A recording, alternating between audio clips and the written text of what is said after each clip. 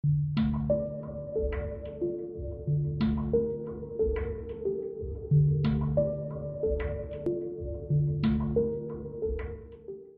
necessitat d'unir els estudiants amb els seus possibles artistes estudiosos, estudiats per ells, gent de la mateixa edat, gent del mateix lloc, al mateix temps, que es coneguessin i que poguessin treballar conjuntament, perquè entrar en el món de l'art, en el món íntim, no allò que es veu, sinó allò que hi ha al darrere, és molt complicat. I llavors et desorientes. Però si coneixes la gent, comences a poder relacionar-te, a veure què està passant, què s'està fent, i això t'ajuda a entendre una miqueta més aquest món. Llavors això és una part de l'assumpte. L'altra part era que en el moment de muntar les exposicions ens hi posàvem tots a solucionar els problemes i a escriure el catàleg, a fer el cartell, tot. És a dir, a mirar de seguir tots els passos del procés que porta cap a una exposició. I això, com a experiència personal i humana, és fantàstic. I jo ho dic moltes vegades, jo tot el que he après així al costat dels artistes. No estaria bé que ho digui, perquè aquí està ple de profes i d'aules, però realment la vivència d'aquestes coses és el que et dona experiència.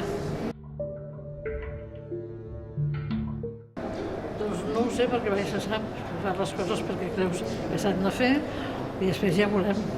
Ara de moment ja et dic, ho estic escrivint perquè hi hagi constància, però això, per començar, qui m'havia de dir a mi que arribaríem tan lluny i que a més escriuríem un llibre? Ni pensar-ho, ni pensar-ho.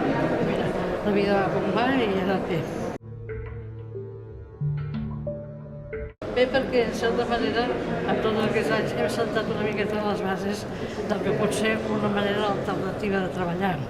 I aquesta casa, quan te la mires com un racó, o una paret, un passadís o un jardí, veus les possibilitats, cosa que normalment no fas. Te la mires com un lloc, com unes dependències, però no.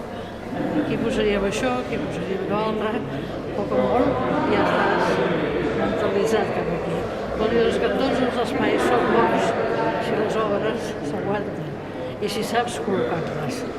I l'avantatge que tenia això, sobretot, és que és el lloc on passava la gent. No la gent, els estudiants, els companys, la gent de neteja, els altres professors, els visitants, tothom. Passant per aquí s'ho trobaven.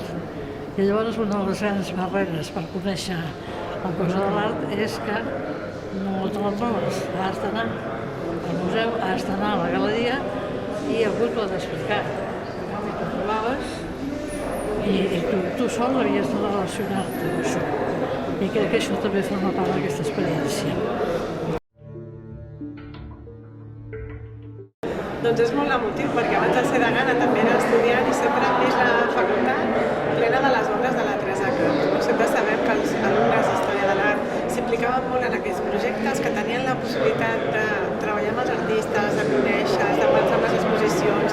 I eren exposicions que motivaven molt, perquè eren exposicions que feien reflexionar sobre el pas del temps, sobre la identitat, sobre la publicitat, és a dir, sobre temes que feien remoure consciències.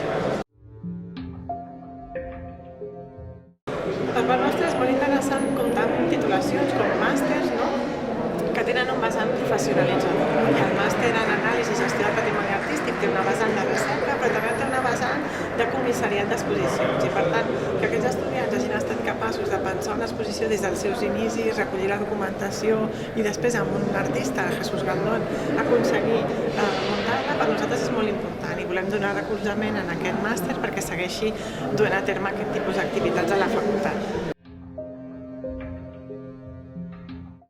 Esperem que sí, de fet, portar l'exposició aquí era la voluntat del deganat de comprometre's a donar recolzament a les activitats que potencien els nostres alumnes, tant els d'art com els de musicologia, geografia, arqueologia, etc. És a dir, que